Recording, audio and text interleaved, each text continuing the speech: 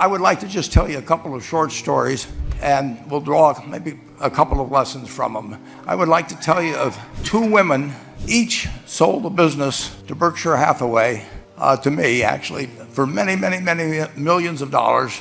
Both of them started with $2,500. By coincidence, it was the exact same amount. It was everything they had in the world. And one of them was a woman who landed in Seattle in 1917, couldn't speak a word of English, had a tag around her neck. The tag said Fort Dodge, Iowa. The Red Cross got her to Fort Dodge, where she was reunited with her husband who had come to the country a couple of years earlier. And she lived in Fort Dodge for 2 years, and as she put it, she felt like a dummy.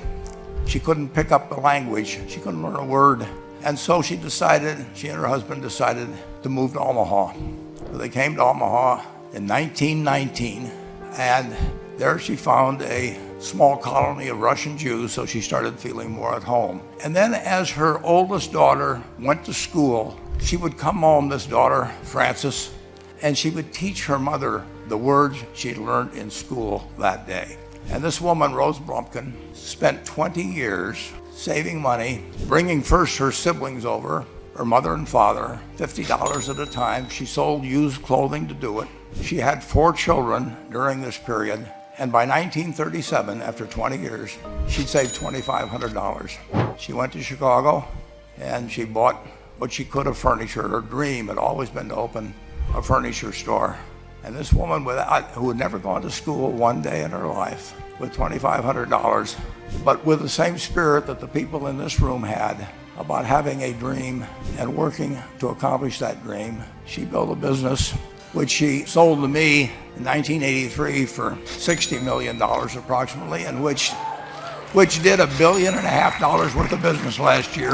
The 4th generation is working in that business. This woman, Rose Blumkin, she worked for me until she was 103. Then she retired and she died the next year, which is a lesson to all of Berkshire's managers that premature retirement, you can't tell what's going to happen. But Mrs. B, with her $2,500, one further fact about her, she could not read or write. And she went into a furniture business, and she didn't bring anything unique in furniture, but she brought a determination to succeed. She knew she could outwork anyone else. She knew she cared about her customers. She worked at very low gross margins, but she built this incredible business. Today, I'd like to tell you about one other small business person. This person, I went to buy his business from him, and he turned me down, which was very wise. But this was a fellow who was born about 8 years before I was. He was born in 1922. He was we'll call him Jack, lived in the Midwest. He was a pretty good athlete, didn't like school much. And I'm going to tell you one thing early in the story. Maybe you can figure out who the guy was. The company he built hires more college graduates each year than any other company in the United States. And this fellow, who was destined for this but did not know it, Jack, went to college for a year and then dropped out. He really wasn't that interested in school. And the year he dropped out was 1941. And when the United States became under attack, he went down to the Army Air Force recruiting station, volunteered, and they turned him down because he had hay fever. So he went over to the Navy and again volunteered, and they took him. They put him on an aircraft carrier. He flew small fighter planes during World War II, got 2 distinguished flying crosses from the Navy, and then he came back to the Midwest. So now we've got a young guy. Probably by this time he would be 23 or 24 years old. And the interesting thing is, he got back to the Midwest, and he actually kind of went from one job to another for a short period of time. And he finally became a used car salesman at a Cadillac dealership in St. Louis, Missouri. And at age 35, having moved up in the organization, the sales organization, he said to his boss, "Could I go in the car leasing business with you?" The boss said, "Well, if you'll cut your salary in half and you'll come up with," it was $25,000, which he borrowed, "we can become partners in a car leasing company." So my friend Jack started at age 35 in the car leasing business. And he had 7 cars. It was pretty slow. In fact, one of the things he did was whenever the phone rang, he let it ring 3 or 4 times so people would think that he was very busy answering other phones And of course, it was the only call he was going to get all day. So his first venture was okay, but it wasn't really going to go anyplace. And there's a lesson in this for all of us. At age 40, he decided with 17 vehicles, 17 cars, he was going to go into competition in the rent-a-car business. So now he's taking on Hertz and Avis and National and people like that who have hundreds and hundreds of thousands of cars, and he's got 17 cars, and his cars aren't any different than theirs. I mean, he's buying them from General Motors or Ford or Chrysler, and he can't get the airport locations. Those companies have them all sold up. But he was determined that he would basically offer the customer, can't offer him a different car, but he can offer them friendlier service than they've ever seen. And so he started a company. He named it after the battleship that he'd flown from in the Pacific, which was the USS Enterprise. And he died about a year and a half ago. But when he died, his rent-a-car company, starting with those 17 cars, was worth more than Hertz and Avis and all the rest of the rental cars put together.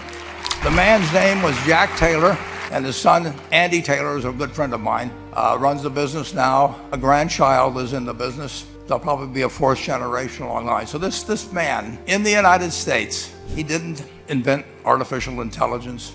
He didn't do anything that, just like Mrs. B selling furniture, that any one of us could have entered those businesses. But he lived by the creed, basically, of delighting his customers and working with people and establishing the relationship with them so that they, in turn, would want to delight the customers. He couldn't go out there and take care of every rental car possibility, but he learned how to project himself and his attitude toward his fellow man and his desire, to make a friend out of every customer. He managed to take very ordinary cars and turn them into this extraordinary business from virtually nothing. And it illustrates several points. One is you don't necessarily get it right exactly right the first time. The car leasing business, basically you were competing on the cost of money to finance cars. And it's very hard to delight a customer when you just give them the car and tell them to send you a monthly check for 5 years and you'll be back at that time. So his talents were being wasted basically in that business. But at the age of 40, with all of that experience behind him, he found the golden key. He took a very ordinary business and turned it into an absolutely extraordinary operation. And just like Mrs. B, or Rose Blumkin did with furniture. He didn't worry about whether the Federal Reserve was going to tighten or ease. He didn't worry about whether the stock market was up or down yesterday. He didn't worry about the things he couldn't change, but he did focus on the one thing he could change, and that was the customer's experience. And I have seen the one that got away, Enterprise. I went down to Florida and tried to talk him into selling to Berkshire, and he was smart enough not to do it. Probably the value of the company has quadrupled since I made that visit. But he was smart enough to see that he would find that business. Henry Ford, as you may know, failed twice before he started the Ford Motor Company in 1903. The test isn't whether you get the greatest business idea in the world the first time out.